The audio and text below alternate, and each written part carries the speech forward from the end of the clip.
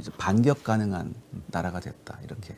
근데 이걸 사실 미국이 굉장히 원했었거든요. 사실상 미국이 동의한 상태입니다. 독도 신경 굉장히 많이 쓰이잖아요. 네. 뭐 직접적으로 도발은 안 한다고 하지만 이런 전력을 가지고 있으면 언제 어떻게 도발을 할지 모르는 거죠. 사실 우리가 다행히 일본보다 입도선매한 그런 무기 체계가 있어요. 뭐냐면은 자, 박종훈의 경제한방 함께하고 계신데요. 군사전문가 샤르레 군사연구소 이세환 대표와 함께 얘기를 나누고 있습니다. 자, 일본 같은 경우는 중국보다도 국방비 증액 규모가 속도가 더 빠를 것 같습니다. 왜냐하면 5년 동안 국방비를 2배까지 늘려놓겠다.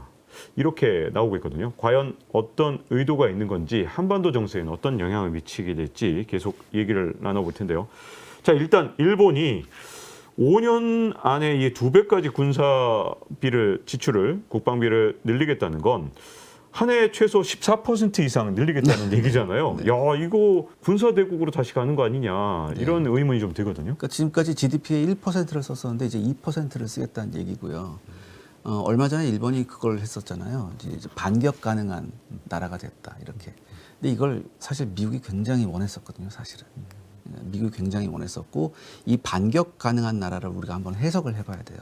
일본은 지금까지 전수방어가 가능한 나라였어요. 즉 공격받으면 방어한다. 근데 이걸 넘어서 반격을 한다는 건 뭐냐면 조금 더 포괄적으로 해석을 해보면 이 반격이 예방 공격의 개념도 들어와 있어요. 오. 즉 우리한테 위협이 되는 상대를 미리 선제 공격함으로써 우리가 궁극적으로 방어의 효과를 갖는다. 이게 사실 이스라엘이 항상 갖고 있는 개념이거든요. 그렇죠. 근데 이걸 이제 일본이 포괄적으로 해석하기 시작했고 여기에 대해서도 사실상 미국이 동의한 상태입니다. 그 예방 공격의 주요 대상이 만약에 북한으로 네. 볼 수 없는데 네. 북한을 예방 공격하면 그냥 우리는 우리의 자의가 아닌 타의에 의해서 전쟁의 포화 속으로 들어가는 최악의 상황이 올 수도 있는 네, 거예요. 그럴 수도 있죠. 그걸 충분히 그럴 가능성이 있는데, 근데 일본은 이런 의도일 거예요. 우리가 이런 예방 공격의 개념도 가지고 있고 거기에 합당한 무기도 가지고 있으면 함부로 북한이 도발을 하지 못할 거라는 생각을 가지고 있을 거예요. 왜냐하면 북한이 이제 미사일 도발을 할 때 가장 일본이 신경 쓰이는 게 뭐냐면 자기네 나라 상공 위로 탄도미사일이 넘어가는 거예요. 이게 엄청난 일본으로서는 압박이거든요. 굉장히 싫은 거예요, 이게. 왜냐하면 자기네 상공 위로 갔다가 갑자기 그 미사일이 자기네 나라로 떨어질 수도 있으니까. 그렇기 때문에 이걸 신경 안 쓸 수가 없는데 지금까지는 전수방어만 할 수 있기 때문에 별다른 해결책이 없었지만 이제는 반격 가능한 나라가 됐기 때문에 일본도 아마 여기에 합당한 무기체계 개발에 굉장한 노력을 기울이고 굉장한 돈을 쓸 거예요. 그렇기 때문에 이렇게 국방비를 2배까지 증액한다. 이런 얘기가 나왔을 겁니다. 이럴 때 항상 신경 쓰이는 게 항공모함인 것 같아요. 항공모함이야말로 아주 대표적으로 공격용 무기잖아요. 근데 일본이 지금 헬기 항모들을 진짜 항공모함으로 개조하고 있는 것으로 보이는데 이게 공격용인 항공모함 일본이 진짜로 보유하게 되는 건지 그게 가능한 건지 궁금하네요. 2025년쯤에 나올 거예요. 지금 한창 개장 공사를 하고 있어요. 두 척이.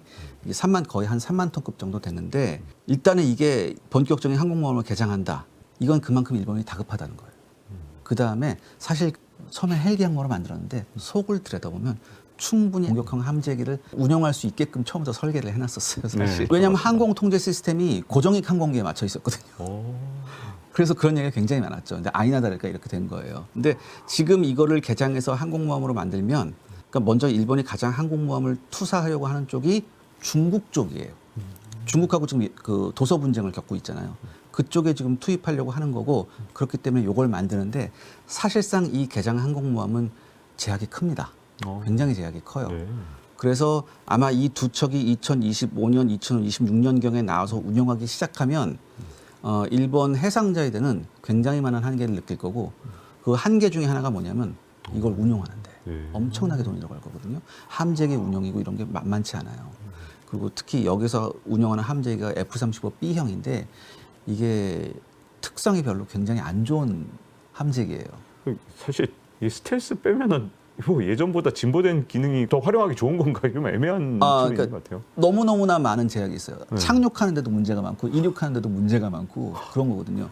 그렇기 때문에 일본 내에서 지금 나오는 얘기가 뭐냐면 지금 급한 대로 이 두 척을 개장하지만 일본이 앞으로 2030년대 특히 2050년대까지를 내다본다면 일본 역시 미국과 중국과 마찬가지로 사출기를 사용하는 그런 항공모함을 만들 가능성이 굉장히 높습니다. 7만 톤급 이상, 8만 톤급, 9만 톤급에 가까운. 새로 건조한다는 네, 거죠? 새로 새로운 건조한다는 항공모함을. 거죠. 예. 이렇게 일본이 어쨌든 갖고 있던 헬기 항모도 개장을 하고 있고 그다음에 새로 건조까지 항공모함을 아예 최신의 항공모함을 건조한다. 네. 그런 계획이라면 우리 입장에서는 이거 지금 독도를 자꾸 분쟁 지역으로 만들려는 거 아니냐 네. 이런 의심의 눈초리로 볼 수밖에 없는 것 같은데 이거 우리도 중국만이 아니라 좀 신경을 써야 되는 부분이 있는 건지가 궁금한데요.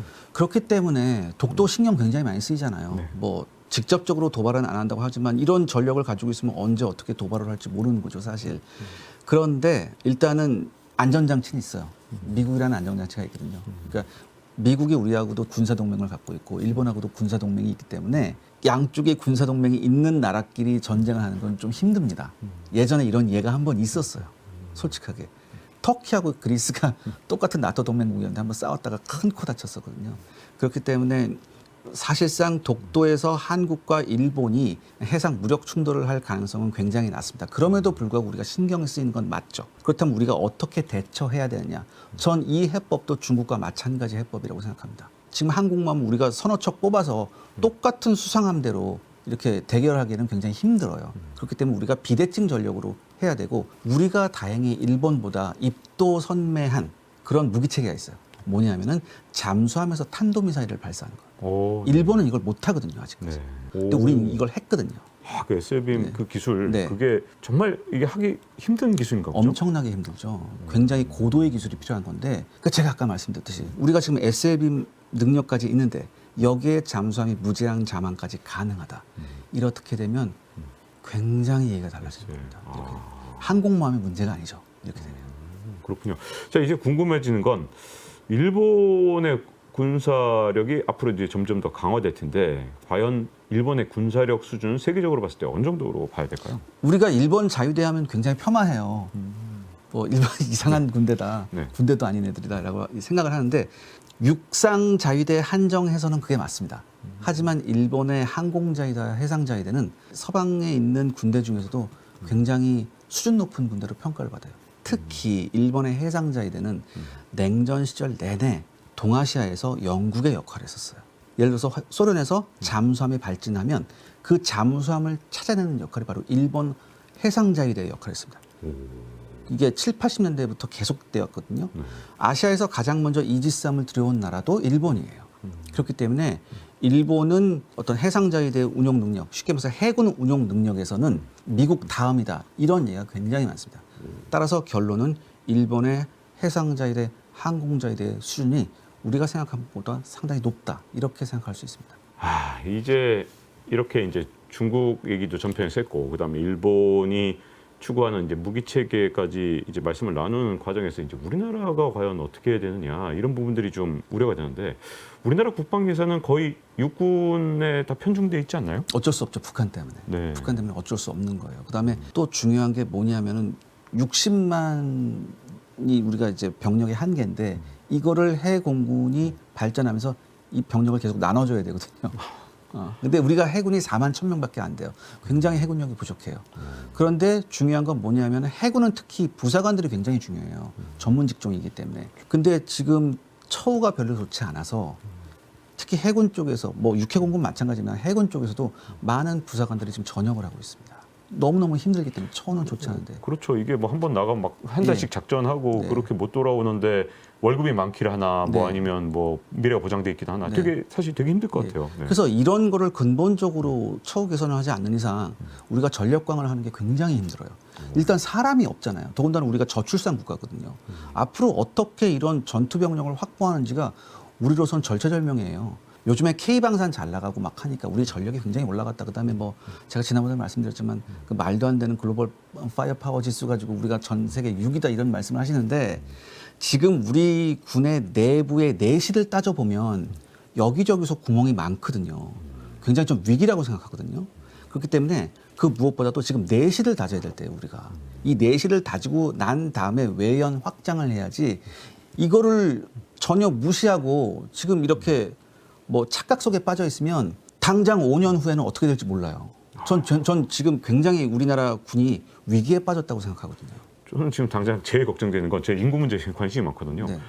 병력 자원이 이렇게 줄어들면 네. 과연 우리나라가 아까 60만 명 얘기하셨지만 앞으로 태어날 미래 세대의 숫자를 생각해 보면 병력 규모를 유지하는 것도 쉽지 않을 것 같은데요. 예를 들어서 우리도 항공모함을 만들어야 되지 않느냐 이런 이야기가 굉장히 많잖아요. 근데 우리가 항공모함을 한 척 만들게 되면 이제 함대가 따라붙고 뭐 여러 개 따라붙으면서 새로운 함대가 생기게 돼요. 새롭게 함대가 하나 생기게 되면 여기에 필요한 인력이 2, 3천 명입니다. 그럼 여기서 지금 해군 관계자한테 물어보거든요.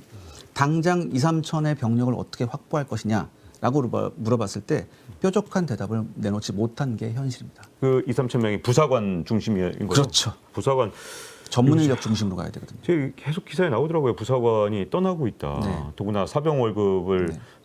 좀 뭐 전폭적으로 올려주는 데 비해서 부사관 월급은 거의 안 올라가면 상대적 박탈감은 굉장히 크다 그러더라고요. 그러니까 이게 지금 좋은 말씀하셨는데 일반 병사들의 처우는 계속해서 개선되고 있죠. 기간도 짧아지고 월급도 많아지고 거기에 비해서 부사관이나 초급 간부들에 대한 처우 개선은 거의 제자리 걸음이거든요. 이거를 균형 있게 하지 않으면 그 누구도 남아있지 않아요. 그러니까 상대적 박탈감 굉장히 할 것 같아요. 왜냐하면 그냥 일반 사병은 막 2배씩 개선되는데 거의 똑같잖아요, 지금. 야, 그래서 지금 많이 나와서 많이 나오는 것도 문제인데 이젠 안 가려고 해요. 부사관에. 네. 예. 왜냐하면 왜 내가 저래야 되지? 그냥 일반 병으로 가서 짧게 하고 나서 내가 취직하는 게 훨씬 낫다. 이런 생각을 하거든요. 네. 그러니까 지금 해외 이런 뭐 중국과 일본의 뭐 이런 군사력 성장에 대해서 우리가 어떻게 대처해야 되느냐 굉장히 중요한 문제죠. 근데 그 근간이 뭐냐? 그걸 하기 위한 기본이 뭐냐? 이걸 우리가 굉장히 심도 있게 고민을 해봐야 되는 그런 상황이에요. 그게 결국 사람이 필요한 네, 건데. 결국엔 전쟁은 사람이 하는 거거든요. 네. 장비가 아무리 좋은 게 들어와도 이걸 운영하는 것도 사람이거든요. 답답합니다. 그런데 일단 이제 우리 해상 전력도 조금 점검을 해봤으면 하는데요. 네. 삼면이 바다인데 아까 말씀하신 대로 해군은 4만 1,000명밖에 안 네. 되는 상황. 육군에 지금 올인하고 있는 상황이 괜찮은 건지. 왜냐하면 예전에 이제 북한만 상대할 게 아니라 이제는 어쨌든 중국도 엄청나게 강화하고 있고 일본도 심상치 않은데 우리나라 입장에서는 이런 강대국들하고 어쨌든 뭐 진짜 전쟁을 하지 않는다 하더라도 네. 최소한 우리가 이만큼 세라는 게 있어야 되는 거 아닙니까? 네. 그 약간 해상 전력이 걱정되는데 어떻게 보시나요? 해상 전력이 우리가 80년대까지는 해상 전력이 형편 없었어요. 근데 90년대 들면서 우리가 깨닫고 그때부터 해상 전력을 많이 강화했는데 아직도 주변국에 비하면 턱없이 부족한 건 맞죠. 그래서 이제 새로운 한국형 이지스함, 한국형 구축함, 한국형 호위함들이 나오기 시작해요. 나오기 시작하는데 이게 좀 더 빨리 더 많이 나올 필요가 있습니다. 왜냐하면 지금 우리가 사용하고 있는 3,000톤급 이상의 제대로 된 전투함정 중에 노후한 그 전투함정이 굉장히 많아요. 함량이 막 2, 30년 넘어가는 게 너무 많거든요. 그래서 이걸 빨리 교체해야 돼요. 근데 이게 빨리 교체하고 나서 또 이게 이제 운영 인력이 또 필요한데 이게 또 안 되는 거죠. 그러니까 지금 어떻게 보면 특히 육해공군 마찬가지겠으나 특히 해군이 악순환에 빠져 있거든요. 인력 수급이나 그다음에 새로운 장비의 대체에 대한 이런 악순환에 빠져 있거든요.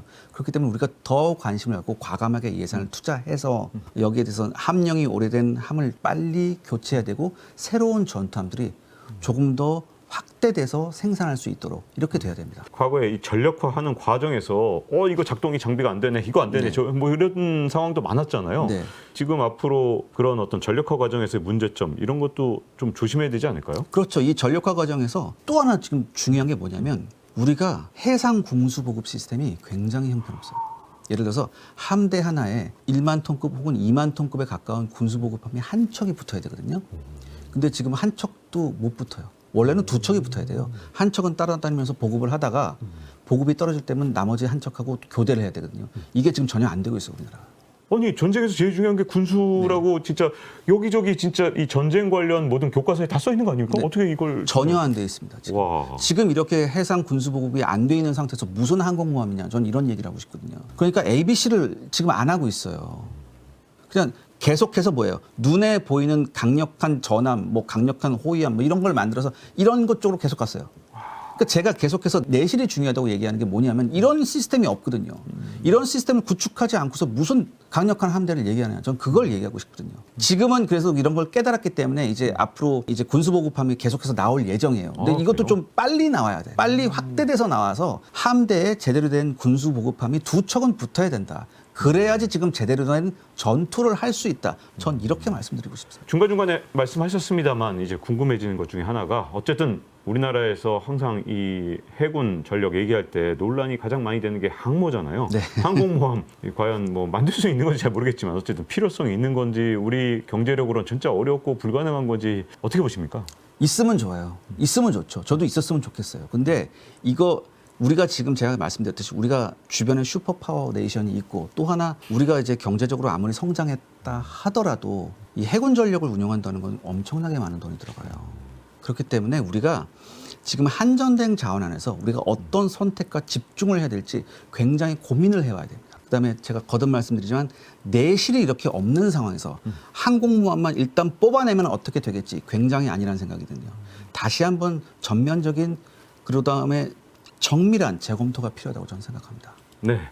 자, 이렇게 우리나라를 둘러싼 그래서 중국 얘기 그리고 일본 얘기뿐만 아니라 이제 한국의 여러 가지 전력 문제에 대해서 다각도로 좀 검토를 해봤습니다. 군사 전문가 샤르레 군사연구소 이세환 대표 나오셔서 이렇게 감사드립니다. 감사합니다. 네. 박종훈의 경제한방 이제 마칠 시간이 됐습니다. 다음 시간에 뵙겠습니다. 감사합니다.